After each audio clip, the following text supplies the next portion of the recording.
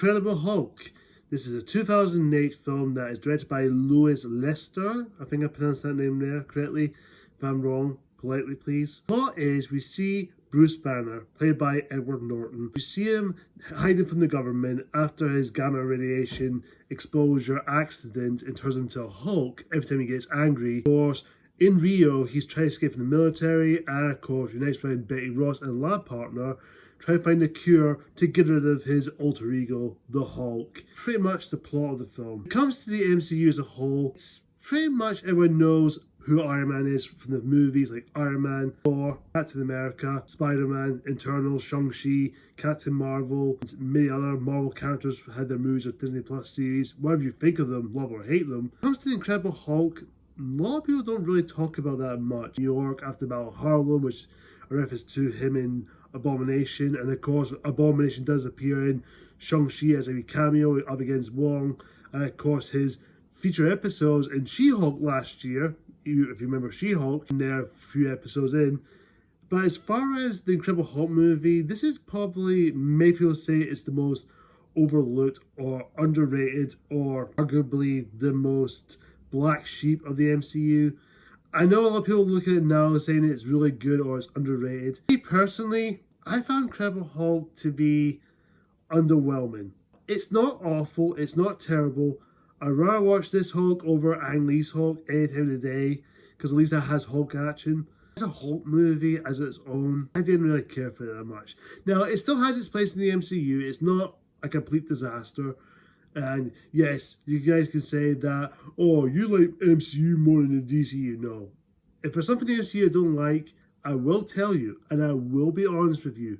And I'll tell you from the bottom of my heart, truthfully and honestly. I didn't care for Thor the Dark World, I didn't care for Incredible Hulk. I found Ant-Man and the Wasp to be very forgettable. Of course, Spider-Man Far From Home, I found that overrated. Yep, I said it, come at me. Like I said, Incredible Hulk is not a bad movie, but I just didn't think it was that great for film. I know because people seen She-Hulk, now everyone's looking back on it and say, oh, this is actually good now. Yeah, opinions can change, but I wouldn't change minds over time. There are some positives. Action scenes are pretty enjoyable. It does what it does. You basically have the campus fight where we've seen in the film, and of course Hulk battling these US government and including these three Brazilian guys who's chasing after him as well, the factory where he works, where he's hiding. It has some enjoyable Hulk action scenes, and of course the Harlem scene with him and Abomination fighting, which is probably is the most entertaining scene. Yes, you do get these two biggest fight scenes the whole time in the MCU. The acting, I think everyone did fine for what they're given. Norton as Bruce Banner, he's fine. He was fine. He's not Bruce Banner to me.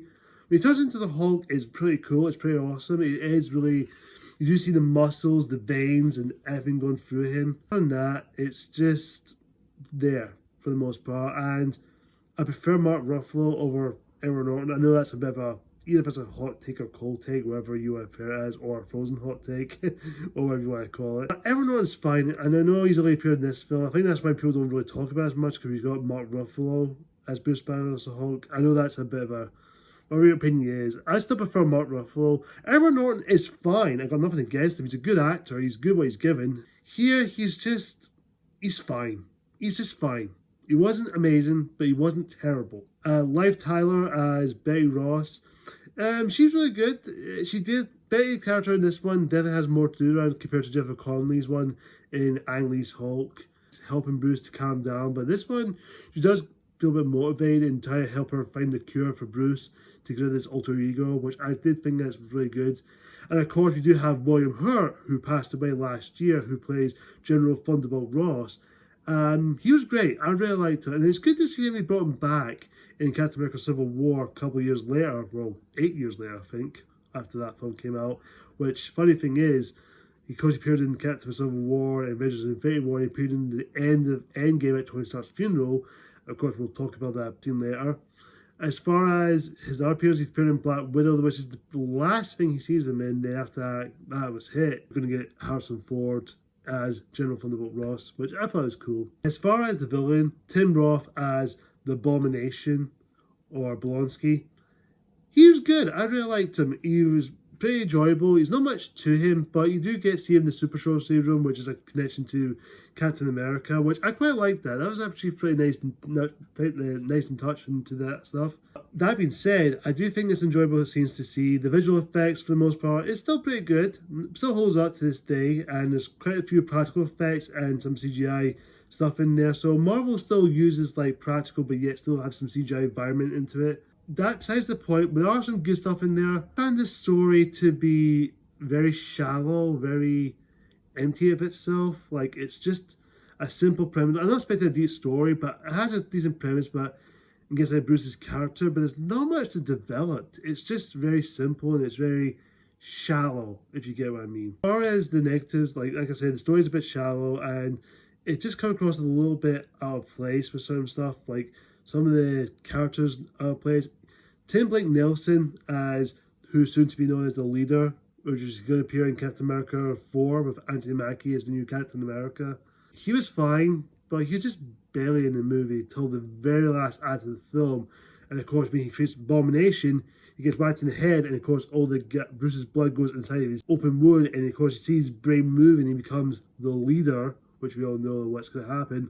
Thankfully, they're going to bring him back, which too late, too soon, or 15 or 16 years late. Oh boy. Of course, why didn't he not appear in She-Hulk? Maybe have a tease, then have him come into the 4, but I can't complain. What can I say about that? Overall film, it was fine. Incredible Hulk is not a bad movie. It's not terrible. It's very meh, I guess. It's definitely not the weakest. Well, it is the second weakest, but the weakest one is Thor: The Dark World, in my opinion. But besides that, it's just there. I still respect it for what it is. As far as the mid-credit scene, or credit scene before the credits rolled, is we have a cameo with Tony Stark, played by Robert Downey Jr., which, funny thing is, this film came out just a month after the first Iron Man, which is a really nice touch in the cinemas, and then me and my dad just went, that's Tony Stark. Iron Man. Of course, we all knew that's going to tie into the Avengers at some point soon later. So, Incredible Hulk, I don't hate it, I don't despise it, it's just okay. There are some enjoyable moments to have with it, but other than that, it's just there. It still has its place. If you like it, that's cool. I understand, guys. For me, I just didn't care for it that much. It was just very lifeless and dull and uninspired and bland. Guys, Incredible Hulk is overall an okay film. Hey guys, tell me your thoughts, comment down below. What do you think of The Incredible Hulk? Do you like it? Do you hate it? Or you think it's alright? Or do you don't care about it? Whatever the case is, comment down below. Tell me what you think. Stay tuned. I will be reviewing Man of Steel for its 10th anniversary, which will be coming up very soon. Hopefully by some point this week coming. So hopefully it'll be good to give you guys my general thoughts on it. Of course, guys, until next time, like, comment, subscribe. See ya!